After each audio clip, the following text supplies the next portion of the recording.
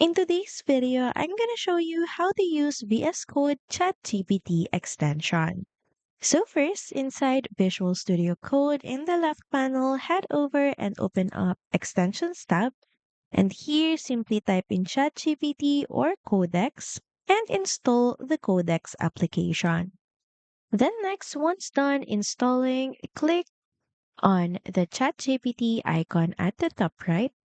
And here, click on Sign in with ChatGPT. So here, a new tab will open up, prompting you to log into your OpenAI or ChatGPT account. So simply use your login credentials to log in and authorize the app. And once signed in to your account, you can now start asking Codex about anything. Here you can ask things like explain this code, fix errors, or generate a function.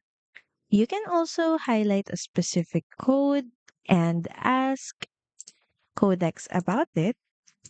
You can send it for better answers and suggestions. Just be specific with your prompts for you to be able to get more accurate results. Thank you for watching this video. Also, feel free to use our affiliate link in the description. Bye!